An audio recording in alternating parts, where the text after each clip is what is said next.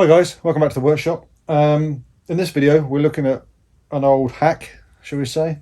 We've got a Wot4 that you might recognise from a past video.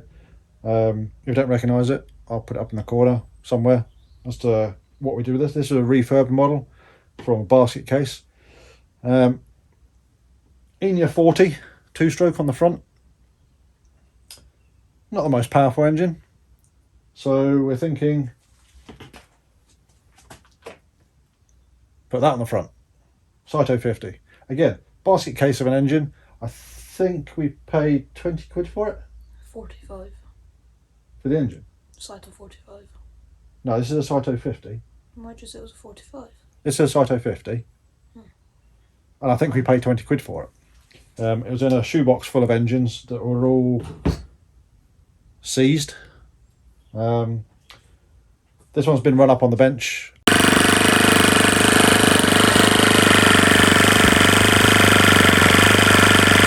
And from what was a really rubbish engine, no compression whatsoever, it's now running really quite well. So it should have more power than the 42 stroke, and it'll also hopefully balance quite well because there's a load of lead in the front of this model.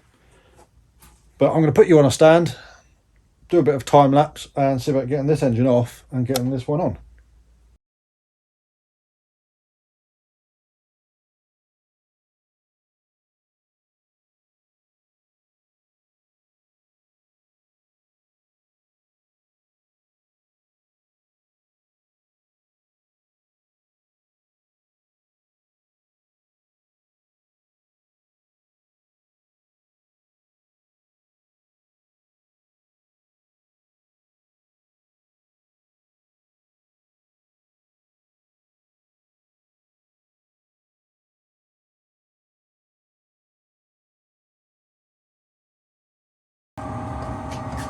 So I totally forgot to hit record when I was doing the last bit on this Wot4, so that's not here.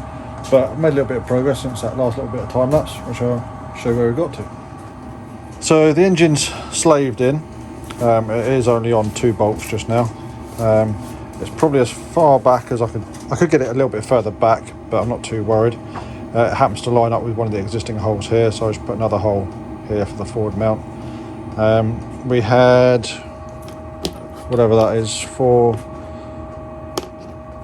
200 grams of lead taken out the nose, which was sitting right in here. I don't know how it bounces yet, that's one of the next things to do. The battery was sitting right in the tank bay as well. So what I'm going to do next is get the wing on and see roughly how it bounces now without the lead. So just done a quick CG check. That mark there is where the CG was from the previous engine, and we marked that up before we took anything out. The CG is sitting just slightly behind it just now, roughly there somewhere, so maybe about 5mm too far back, which is flyable, more than flyable, but we have got to replace the undercarriage with that one. So before we do much more placement, we're going to change the undercarriage over and then do another CG check, because that is a heavier undercarriage. That might be all it takes to bring the CG forwards where we want it to be. The battery is still sitting in here, or it will be actually up there once the tank's in. So that'll be good if that is all it takes to get the CG in the right place. Okay, so different undercarriages on, and we just checked the CG again, and it is now bang on those marks, so it's exactly where it was when we flew it last. Tank's still got to go in, but that's going to add minimal weight, and if anything that's going to bring forwards a little bit more. Battery is sitting just in there, so that'll be in the same bay as the tank. So now what's left to do, we've got to get the tank in, got to get the engine mounted fully, which means drilling another couple of holes, get the throttle linkage sorted out and checked. Once that's done, I think it's going to be a case of checking over everything else and then maybe giving the engine a run up to make sure it's all good.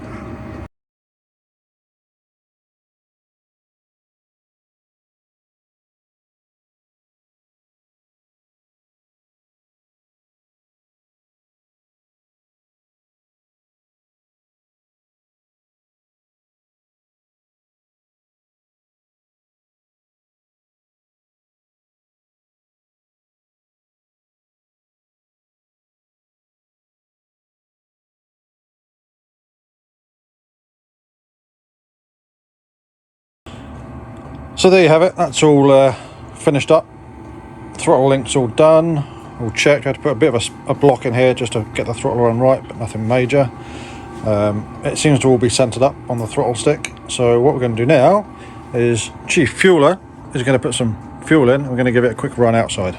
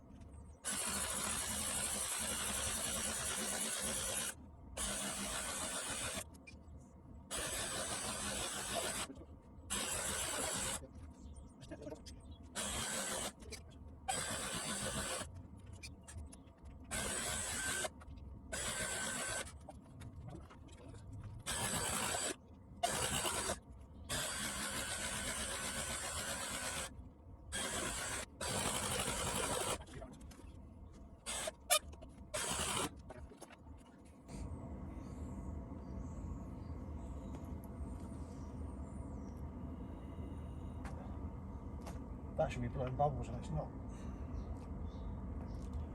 See if you could. Hold on, can you see any bubbles being blown up in that tank? 1 second. I can't hear bubbles being made. See if you put the tank back a little bit, because it could like fold it off on the firewall.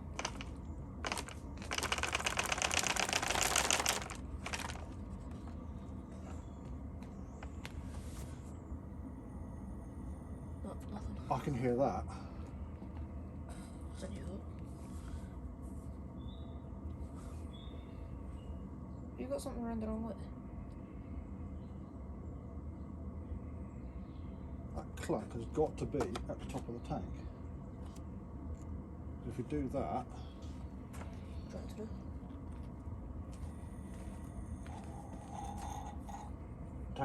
clunk's at the top. That's hopeful. So is it like folded up? Well, something's wrong with it. What's burned?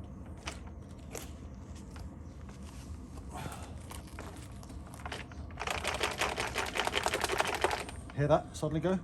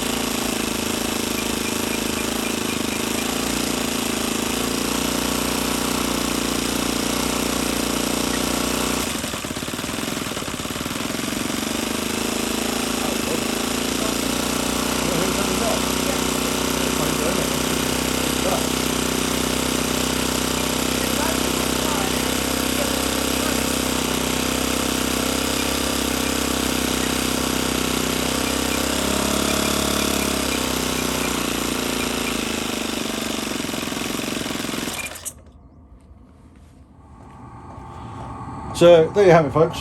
Gave it a bit of a run up. It needs some fine tuning. It seems like it's rich at the bottom end, but this engine hasn't been run for a long time properly. We don't know what fuel it was run on before or anything, so it's going to need a damn good thrashing, a damn good cleaning out. Excuse the charger in the background, but we can do that at the flying field. Relatively easy engine swap. We've got now more power for the same weight. Better sound, better smell as well, smells better, and another model that's ready to go. So hopefully soon we'll get some flying footage of this, and that'll probably be in another video, but for now we've got to get this one on charge so it's ready for hopefully flying this weekend coming. Yeah, I think that's it, just about done, isn't it? Need to find some more elastic bands because we found two that are snapped. But they haven't been used for a long time, so always check your bands. But yeah, from myself and Ewan, we'd like to say thanks for watching. If you like this video, give us a thumbs up or a tick or whatever it is you have to press. If you're not already, subscribe to the channel, tick the bell, and you'll get notification when we put a video up. But as I said, from myself and Ewan here in the workshop, we'll see you next time.